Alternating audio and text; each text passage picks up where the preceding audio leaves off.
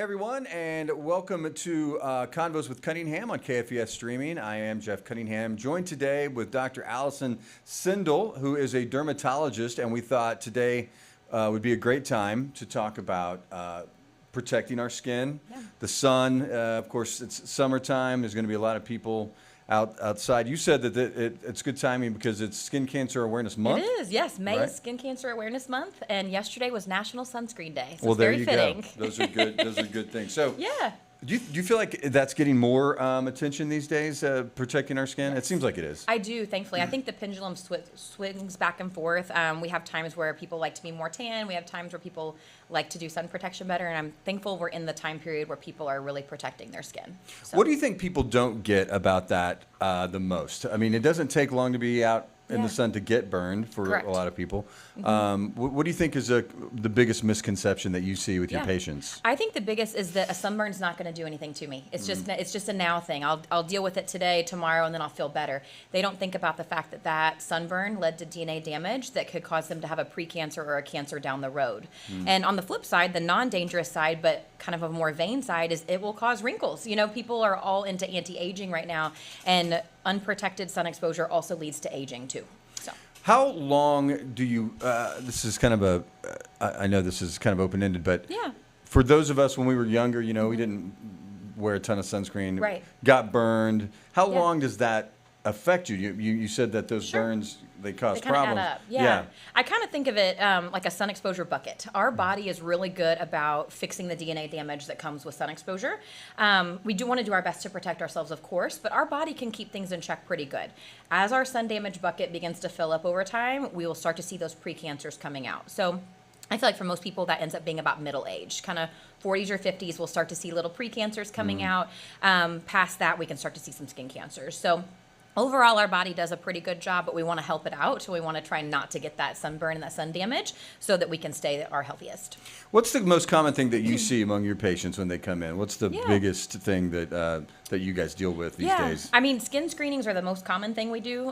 Is someone coming in saying, hey, I just want to have everything checked out head to toe. Whether or not they have a family history, they just want to get their spots checked. So that's the most common thing we see. And that's very important, I would say, right? You would say. Absolutely. Yes. No, I mean, I think it's absolutely important. I mean, having a yearly skin exam is huge because we can't see our own backs. We can't see our own scalps, behind our ears. I mean, there's places we look that people wouldn't think to look. So it's important to have someone who's trained to look for spots, take a look at your skin once a year, and then it can give you some peace of mind. Can you explain to folks the difference between, say, a carcinoma and a melanoma? Absolutely. And melanomas are more dangerous. Yeah, absolutely. So the three most common types of skin cancers we have are basal cell carcinoma, squamous cell carcinoma, and then melanoma.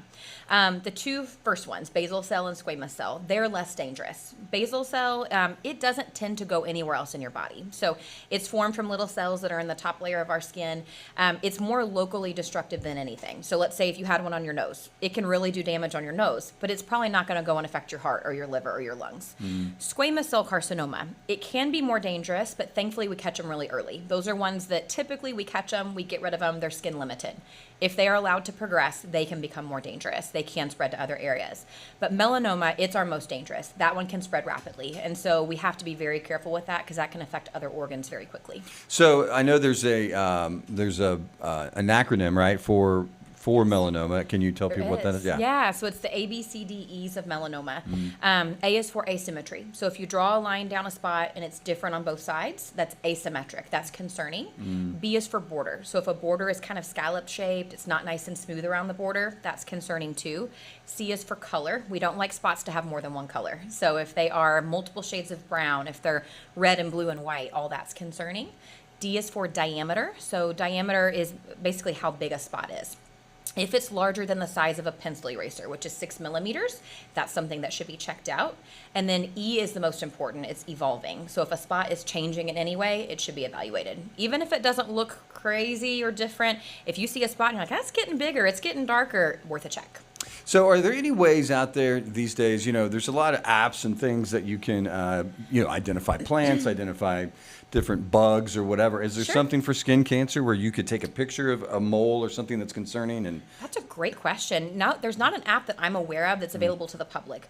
We have some as dermatologists. There's one called Visual DX that can, and I wish there was an option for the public. In fact, that's a great idea. I should talk with them Maybe about we that. should do this. Yes, Yes. that one shows you examples of different types of skin cancers, and you can actually upload photos to that and kind of get what we call a differential, or tell you what that spot looks the most like. I don't know that there's one that's for the public for that, but I think that's a fabulous idea.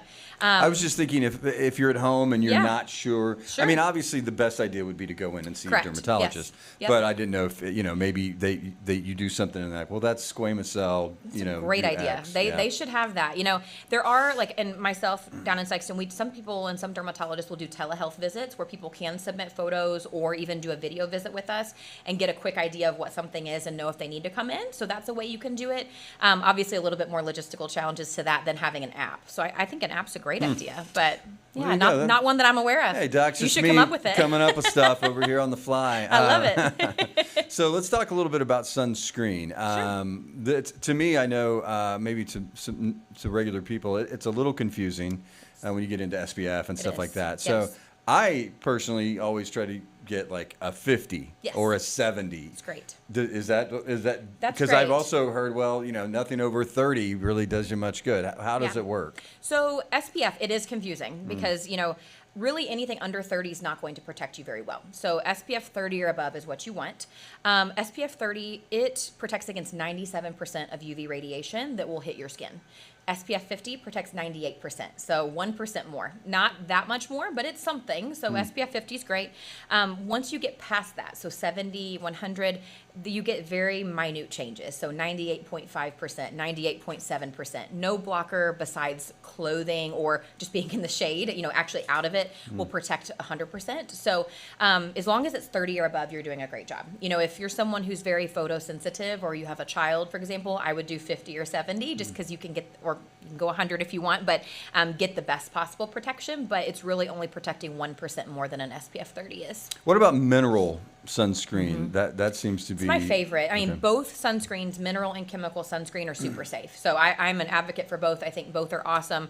There's been a lot of talk on social media and stuff about sunscreen being dangerous. It's not. It's super safe. We don't absorb enough to cause a problem.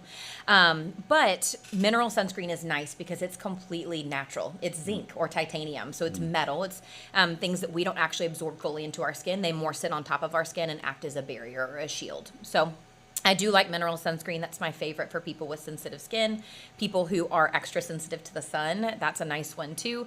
I think it protects a little bit better in my opinion, even though technically they are studied to be equal. And I like it for kids better too. How often should we reapply our sunscreen if we're outside, Yeah. say, playing golf or something like that? Every 2 hours, which I know can be tough. So I recommend usually starting with like a lotion or a cream. If you can get a sunscreen lotion on or a cream before you go out, let's say to the golf course, and then take a spray with you to be able to reapply. Now, is spray not as good? I'm sorry to interrupt. But Spray's great. No, Okay. spray's great. It's just a little easier to apply. So if you're like out on the golf course, you can spray it.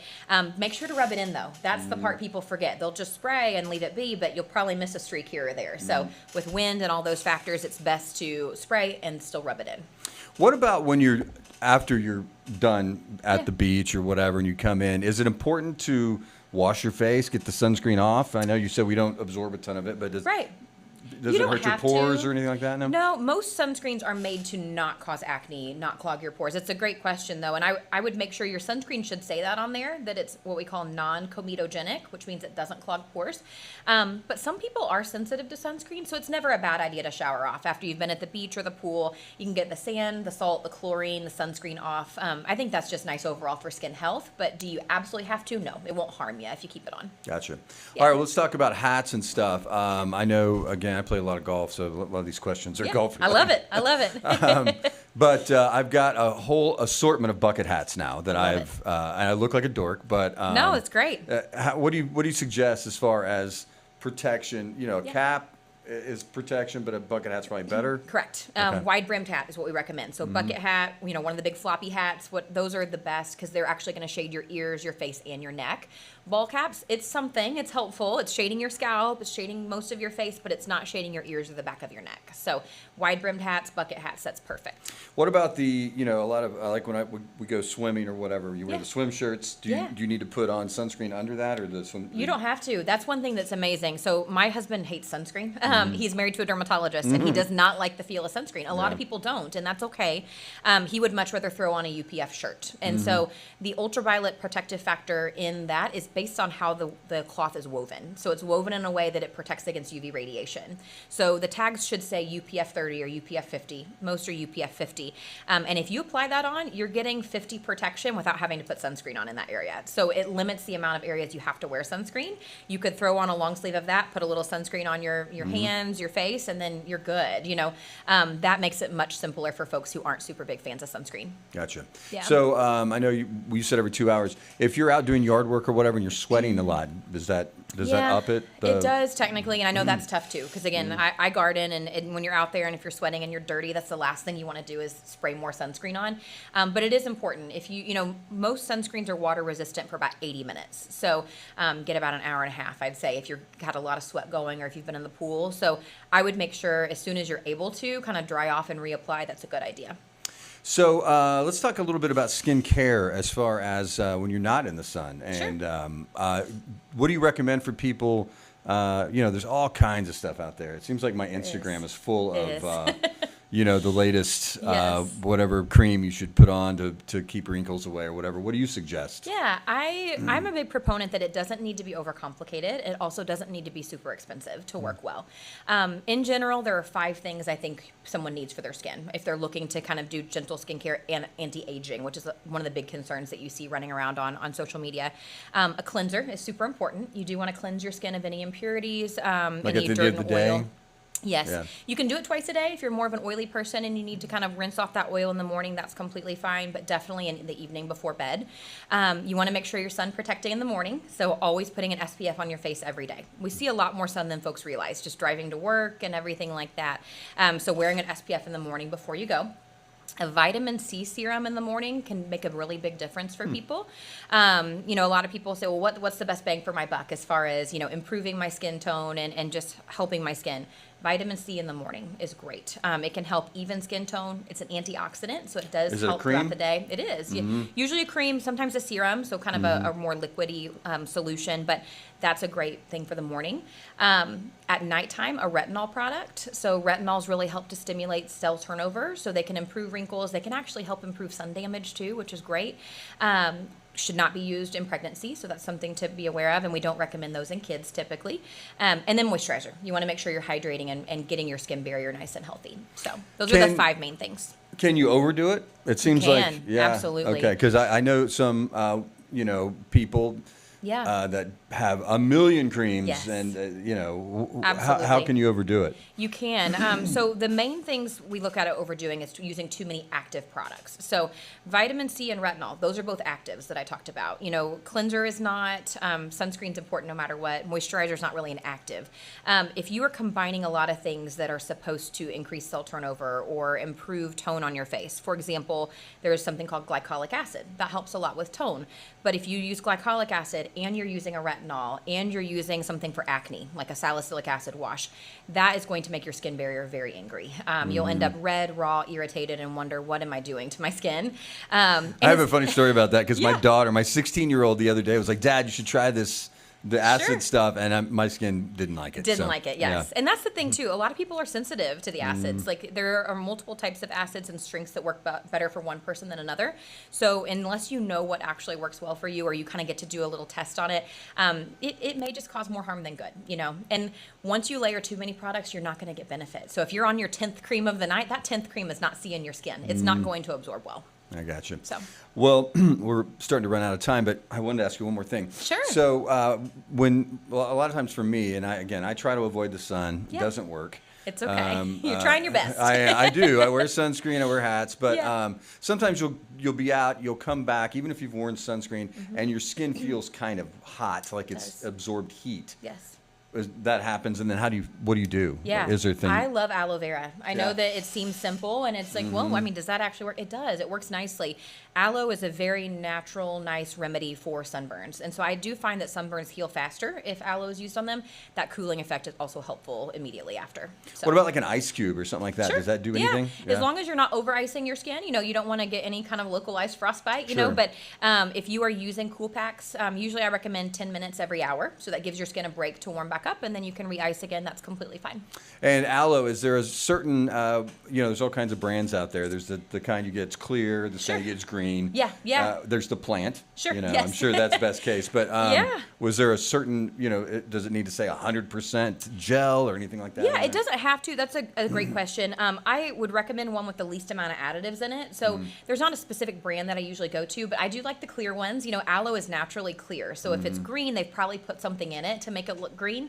So have you ever been with an aloe plant, or have you ever broken it off? Yeah. Yeah, it's cool. I mean, it comes right out, and Yeah. you can use it right then as that. So if you have an aloe plant at home, that's great, but it's clear. So I would recommend getting a clear one. That's what I use in my clinic if I need to put aloe on someone after a procedure that causes, heat in the skin.